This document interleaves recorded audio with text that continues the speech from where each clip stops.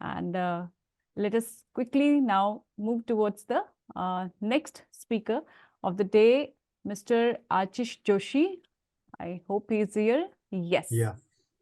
Yeah. So Just a welcome, minute. Archis. Yes. Yeah. I'm just trying to share my presentation. Yeah. Just give me a moment to speak two lines about you. He would be speaking on patient first paradigm, redefining the diabetes timeline. So those who are looking forward to listening on diabetes spectrum also, please be here, and in general also, please be here. Mr. Archis Joshi is the commercial head of sales and marketing in the Maximus and Primus divisions of Dr. Reddy's Labs. He has over 25 years of experience in the pharma industry with a proven track record. He has authored the book Arjun in Corporate Mahabharat, which spells out the importance of self-learning. Welcome, Mr. Archis, and we look forward to hearing from you how patient-first approach will be taken care in diabetes pandemic. Okay, thanks. So thanks a lot. And I think it's little past the mid-afternoon, right? So, and still we have good number of people attending that. So that shows the interest level in the program. And along with students, a lot of good industry people are also there. So objective of my presentation, I am trying to put forward more aspects about how the patient management, particularly with respect to diabetes, is evolving, changing, and it's going to have an impact. So, guys, this is about me. Uh,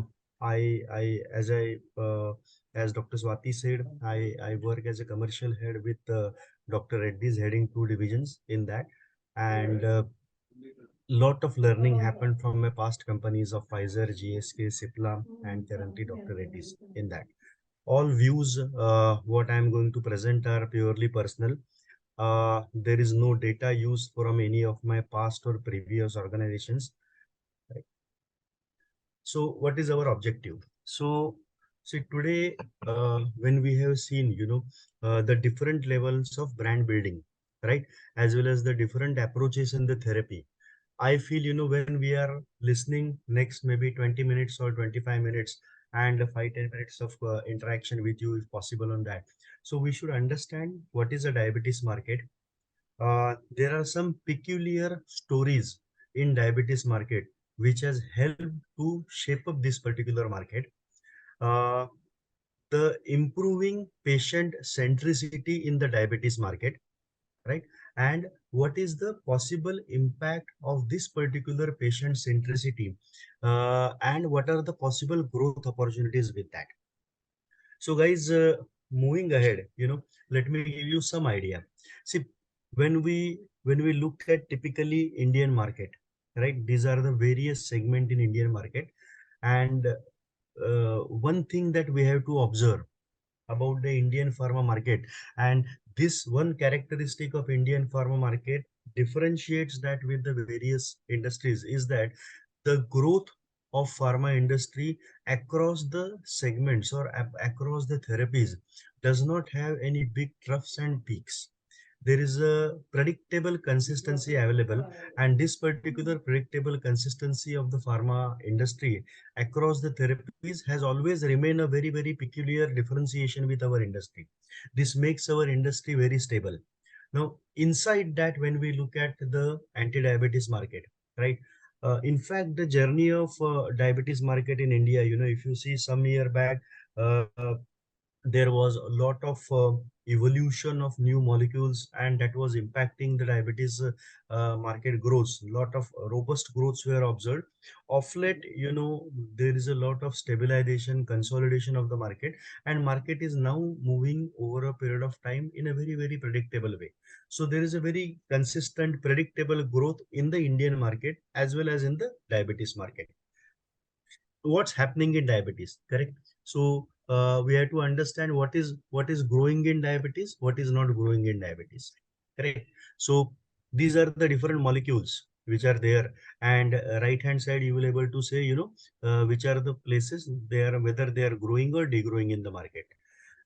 See, there is a concept that, many times when people look at diabetes from distance, like many of you are students or many of you from industry may not be completely into marketing of the OADs. When I say OADs, oral anti-diabetic drug, correct, or the insulins, which are the injectable diabetes drugs. So when you see diabetes from a distance, you may feel, diabetes is going to be extremely complex treatment of so many molecules available and so many permutations and combinations are going to be there. But when we look at the thing, the diabetes market has very limited molecules. Unfortunately, every molecule has more than 100 or 150 brands inside that. So the clutter is at brand level, but the molecule and treatment class levels are very simple. Principally, there were metformin like drugs acting on the liver. Then there were sulfonylurea like drugs, which were acting at releasing your insulin from the beta cell level. And there will be glitazones which were acting on the peripheral uptake of the drug, and Indian market has survived with this three class of drug along with insulin for a very long period of time. But of late, if you see the upper part of this particular thing, the classical OADs, correct, or the older OADs, I think there is a stagnancy in the growth, and the most of the growth is getting driven from the gliptins, glyphosins, as well as the novel drugs. So this is the shift which is happening. So if you are a student or if you are a industry person, it is very important for us to understand the market doesn't remain same. The market undergo changes, and these changes depend on the newer molecules which are coming. And these newer molecules, if the data documentation is good, they result into a very significant growth for the and impact of that growth in the market. Correct. I will give you a snapshot of the market, because before I tell you stories, right, you should by and large, I hope you understand diabetes, but you should understand what is the diabetes as a market, so that when I tell you the stories become relevant to you. So when we look at the this particular oral anti-diabetic market, uh, this market is growing with 7% and 8.5% CAGR. That means it's a very consistent market. If you look at the market where the biggest brand or the biggest molecule is still the classical OADs, that is the glimepiride metformin, still it remains as one of the biggest market in that, right? If you look at Indian companies, it is the USV, Sun, Lupin. These are the companies who have started dominating this market.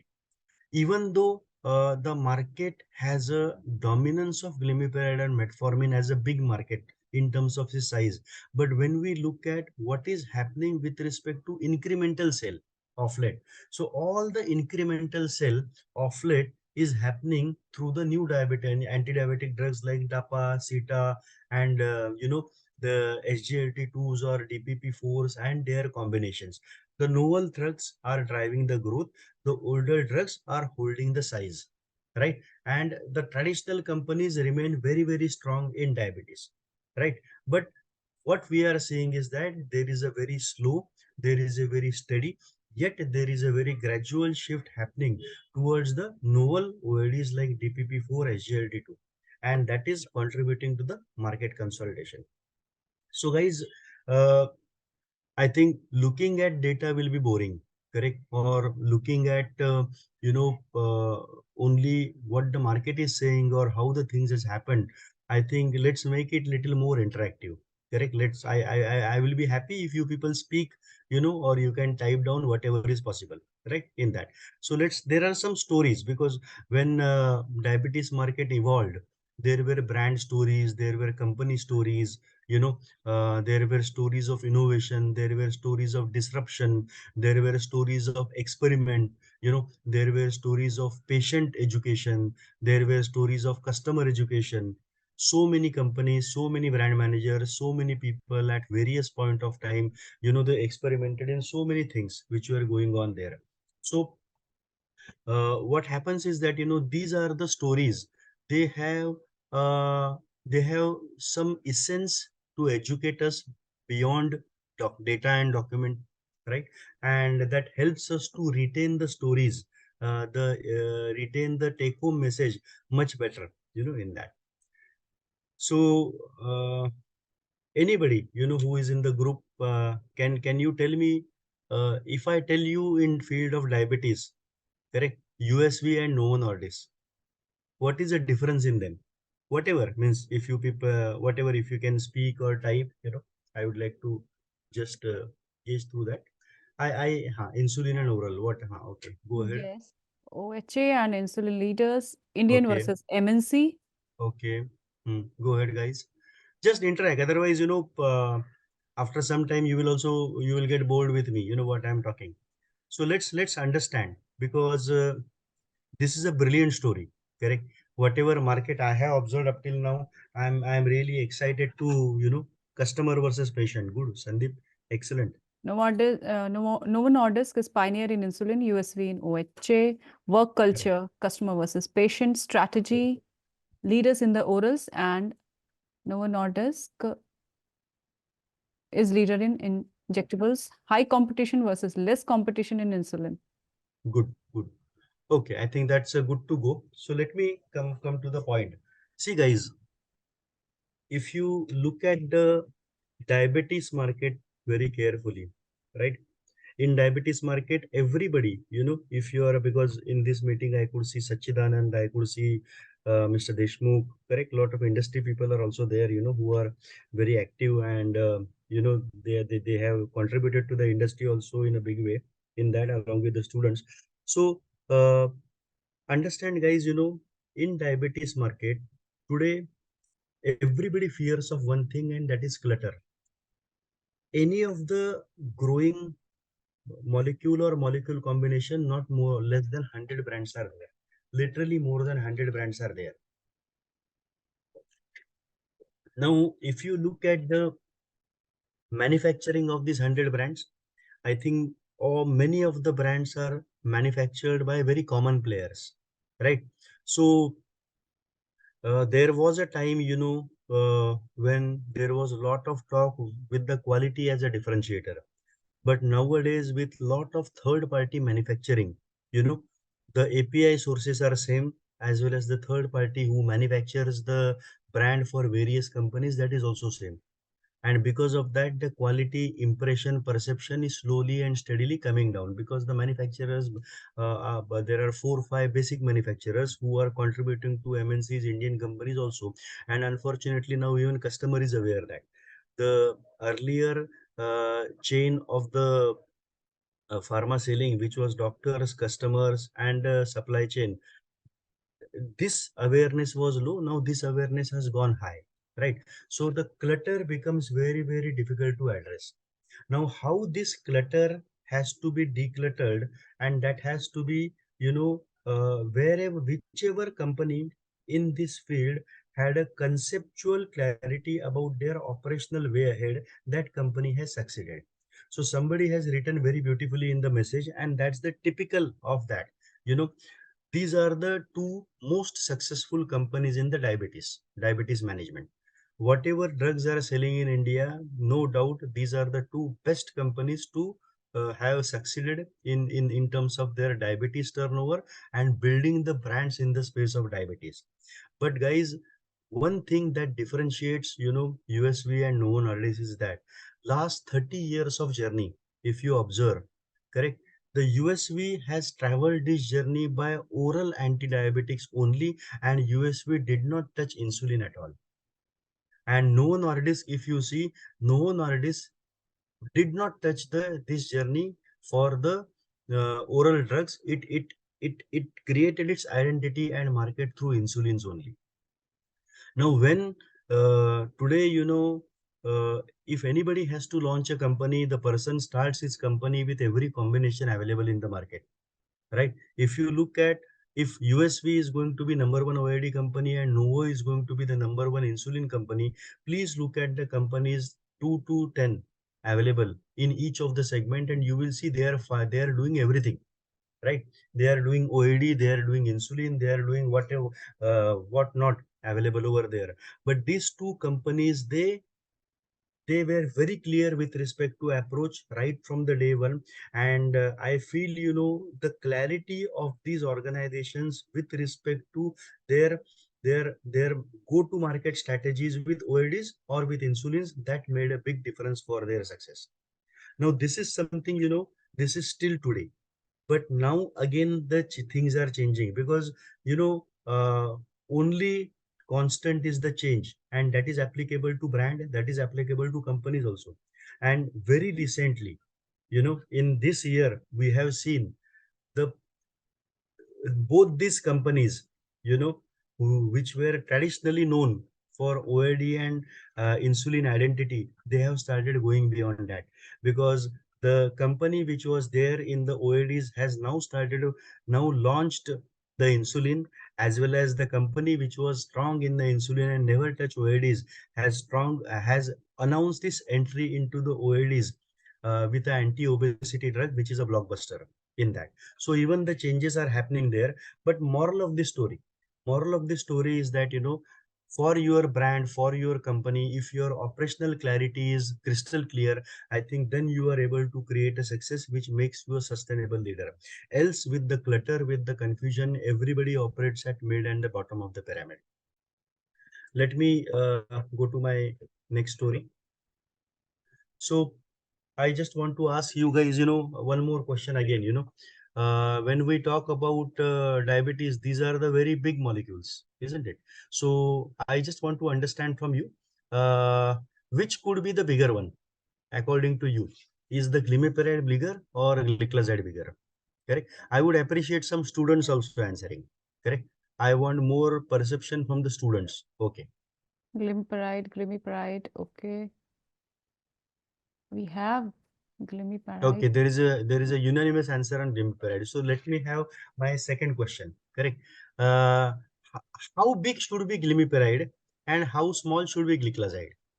Correct. If I had to tell how much glimepiride must be how much times bigger than gliclazide, then what should be your answer? 80-20. Okay. 70-30. Okay. 200 crores. Okay. What else? 80-20, 70-30 to 90-10. Okay. Good. 90-10, Good. 70-30, 90-10. Okay. So guys, then the answer is interesting. When I look at your answers, correct? Let's understand this will give you the perspective of the penetration, because if the earlier story of USV and Novo Nordisk was about the clarity in the operational focus or the GTM, go to market strategy, then this is the story of penetration, right? That how penetration makes a big difference. So guys, there is class which I told you, sulfonylurea. I think sulfonylurea has a very similar action. The mode of action for gliclazide and glimepiride is almost same, not a big difference. If you look at the data documentation, I think there is a lot of similarity, in the data and documentation itself, right?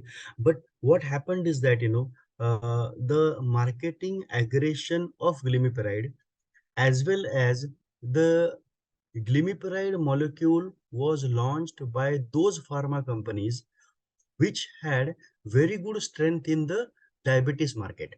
So if you look at the oral anti-diabetic drugs and the top 5 or top 10 companies in these categories, all the top 5 or top 10 companies in the oral anti-diabetic market, they preferred launching glimepiride compared to gliclazide. So when we look at this market, today we have more than 100 brands in glimepiride market and around 15 to 20 brands in gliclazide market. So what happened is that when the top player accepts this particular molecule, and when the top players and multiple brands, they start promoting this particular molecule through various brands, it creates something called as SOV, that is called as share of voice. So the share of voice for glimepiride went to an extent that glimepiride is now going to touch almost 5,000 crores as a molecule, whereas gliclazide is still limping or struggling at close to 900 to 1000 crore market. So uh, the difference between this market is almost close to 4 to 5 times. Now, what is the reason for this? Now, both the molecules have good data. Both the molecules have same mode of action. Both the molecules have CV safety data. There are very small fine tuning differences over here. But one molecule became bigger, one molecule remained smaller. The reason behind that, The share of voice, multiple players, multiple launches. I will give you one simple example. If you go to a place called as Raipur, from Raipur there is a nearby place called as Mahasamund. From Mahasamund you go 100 kilometers inside, right? Inside that Mahasamund's 100-kilometer worth interior, you will still get glimepiride available. Why? Because the 100 brands, top companies and their promotion creating a share of voice so that diabetes की पहली दवा जो होती है glimepiride होती है. That concept they established over there. So the guys, this is how the story of penetration works. Let's move ahead. And the industry, as I told you, has seen the transition between the novel OADs and the classical OADs. Novel OADs has been SGLT2, DPP4, and new inventions happening in the insulin versus the classical OADs like metformin, glimepiride, glycosides, glitazones, this type of drugs. So from 2014 onwards, we have seen evolution of novel OADs. They are taking place of the positions as well as the number of prescriptions from the classical OADs.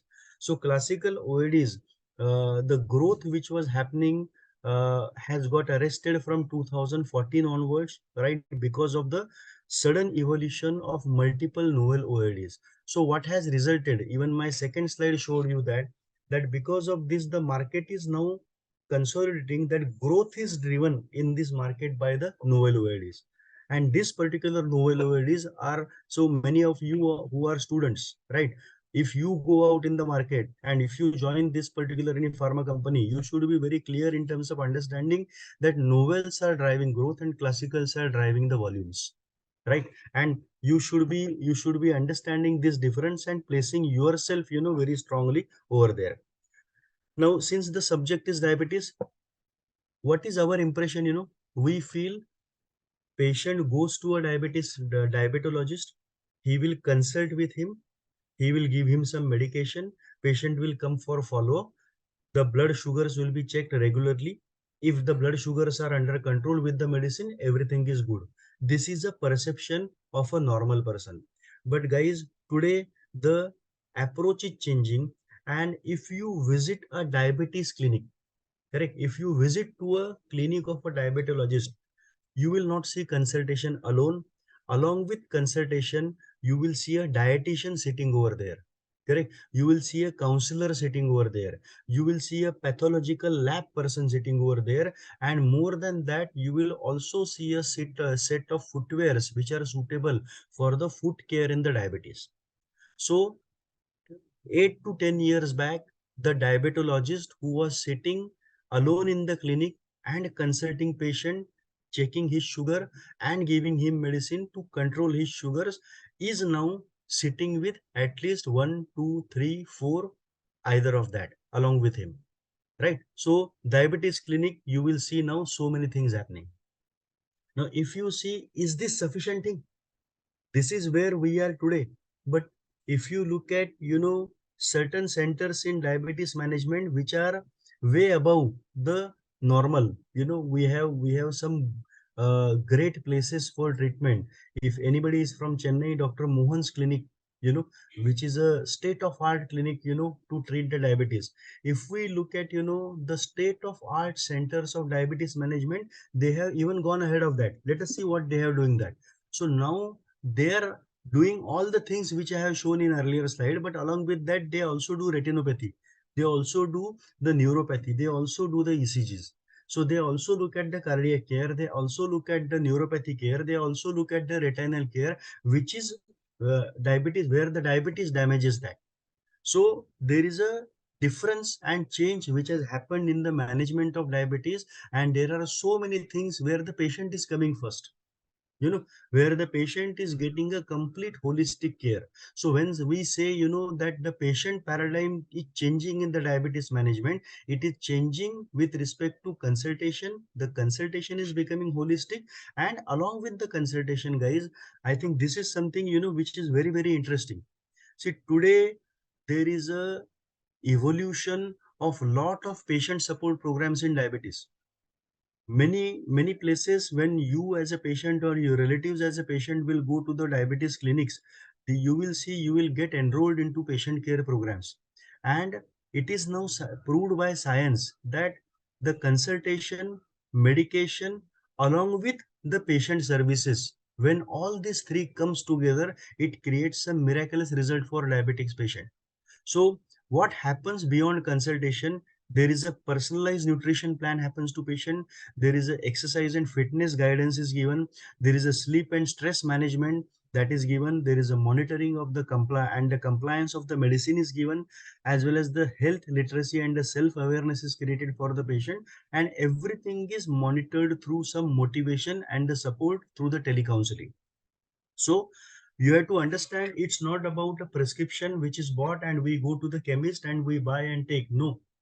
Now what is happening is that we are getting a pill plus all these things in diabetes management. And if there is one therapy which is dominating the patient care compared to any other therapy, is diabetes.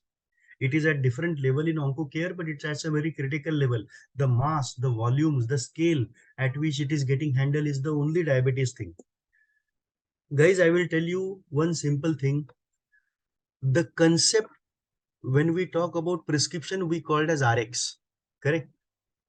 Now the concept of DTX has come. What is DTX? DTX is nothing but the digital prescription, for the patient. Digital prescription for the patient doesn't mean that the medicines are typed and electronically given. Digital prescription for the patient means, along with, if you are a diabetic patient, the doctor will write glimepiride, metformin, this thing. Along with that, he will like a DTX, a program name.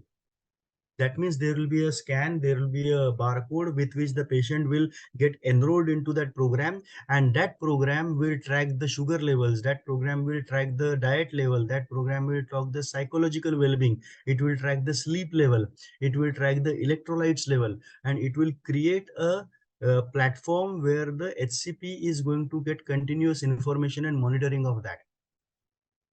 Along with this, the nutrition, physiotherapy, and psychology. Correct? Psychology. Understand, psychology is now going to get as a very important part of the DTX as well as the patient management thing. So all these things are coming together, and there are programs, who are running this very successfully. So when we look at the diabetes management and the patient first approach, it is now changing to personalized therapy, personalized coaching, and the digital interventions. The diet plans are becoming for these patients as per their body BMI, as per their religion, as per their region, as per their cultural habits, right? The mental well-being plan are considered as very important. I will tell you one thing, guys. Everybody wants to reduce weight nowadays. I was talking to a expert in this field, and what he told, if a person exercises 1 hour every day for 1 year, and what weight reduction he can see, a better reduction than that can be observed just by 8 hours of sound sleep, right? So your mental well-being and your sleep management are going to have a tremendous impact in terms of the prognosis of your chronic diseases. The fitness plan, stress management, the nutrition, psychology, psychotherapy, the the mobile app based patient service management will give you, nudges. It will give you educational models, if there will be live sessions, community activities, and whatnot in this. So guys, what is happening, how the future is going to change, and my next slide will tell you the exact importance in terms of the numerical values for this. Because if all these things are happening and we do not know its impact, whether it is going to have, and when I say impact in terms of data, impact in terms of market, impact in terms of revenue, if we understand this thing, then we will able to understand what is the next big game changer in the market. So many of you can plan your careers over there. So today on the left hand side, if you see, if all these things which I said, they are they are they are on the cloud, so they can be managed, they can be analyzed for every patient, and except the medicine, rest all is getting under control, of the patient management programs which are available today. Yesterday, a few days back, I met one of the patient management services agency, and I was surprised to see, they operate with more than 300 people in the HO. There are very few pharma companies where they have 300 people working in their HO, right? So the way in which they are growing, the way in which the investment is coming from US for them, because everybody in the space of healthcare management is thinking about horizon 2. Horizon 2 means today is medicine, but what's beyond medicine? Correct. What is the pill plus story? What is that DTX going to do? What is that beyond medication going to work? If the patient first is going to be the shift in the paradigm, is that paradigm supported by the uh, patient first type of activities, and what is going to be the numerical future for that? So guys, I feel this is one of the most important slides. See, today, we are at 2000, just beginning of 2024, right? If you look at this graph very carefully, in this graph, you will see, the black one, that is about the prescription drug. If you see, that is the market that today, the digital therapeutics or the DTX or the digital prescription is at very initial level. There is no comparison, right? You can see there is a immeasurable difference between their volumes today. Nobody can compare that. But we are estimating that 2036, right? 2036, that means exactly 12 years from now, the way in which digital therapeutic prescription, which is a holistic prescription comprising of most of the patient aspects and behaviors, and providing them solutions along with the medication, I think that is going to dominate, and in 2036 that will overtake your prescription business. So just understand where is the growth, right? So the growth for next 12 years is going to be the disruption, the actions, or the money, or the volumes are going to be there with respect to this competency. And guys, I think many of us who are sitting here from pharma background, but I think this space, people need pharma with a technology understanding. And since technology dominates here, and many of the pharmas are not adopting technologies the way in which the other streams are adopting the technologies, what's happening is that this space is right now completely dominated by the non-pharma people, right? So people who wants to do career over here with a pharma and you will always had a upper hand. If a pharma person adopts the technology and thinks something in the next biggest disruptor of the pharma, right? I think then you will able to position yourself very well, and you will able to leverage very well, with respect to this particular market. So guys, when I come back to the objectives of my presentation, let me come back again on this. So I wanted, in this session you should have a feel of the diabetes market, correct? You should understand some peculiar stories and the success reasons behind that. uh, at what level the patient centricity is there, at what level it's changing, and at what level the market is changing, and in 2036 what level it is going to create an impact, and it is going to become bigger in terms of the revenue uh, even than your prescription business market. Guys, when 2036 the DTX will become bigger, believe me, that time the two companies which will dominate the healthcare space with respect to data, and those two companies will be Amazon and Google, and not any other pharma company will reflect over there, because they will be selling medicines. And these are the companies, they have started capturing the human health data in such a way that whatever is required for DTX will get routed through them. And in the healthcare space, they will be creating their huge and big identity. So guys, thanks a lot. I wanted to be little more specific on the future scope and the therapies. Great connecting to students always. Thanks a lot, Vivek sir and Dr. Swati, for this. Appreciate a lot. Thanks. Thank you, Mr. Archis. And what you presented is very, very relevant for even current professionals and students that a particular slide where you showed that what pharma is, a doctor is covering and what DTX is covering for diabetes is really an eye opener for me. And DTX, someone asked, it's digital therapeutics, and we will go to that. We have a lot of speakers today who can, convey the meaning of DTX here, along with Archis also. And very rightly and aptly said, I don't know, I support this, that in diabetes management, 50% of the work is now getting taken care by the DTX part of it, where Googles and Amazons will be, chalking out various apps or some other strategy from the health data that they are collecting through various means. So yes, there are many apps today which people are using for diabetes management. One of my doctor friends herself, she is a gynecologist, but she herself has subscribed to some application for weight management.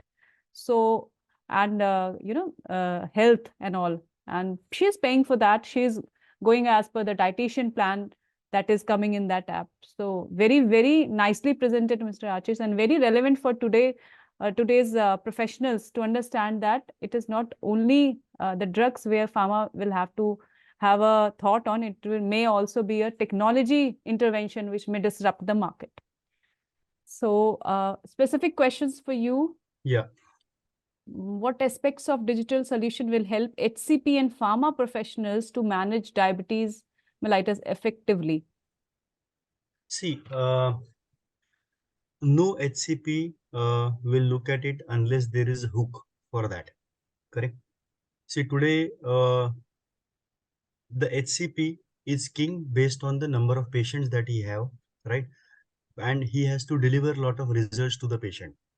See, the medication is going to be a one part of the whole big holistic management of the patients.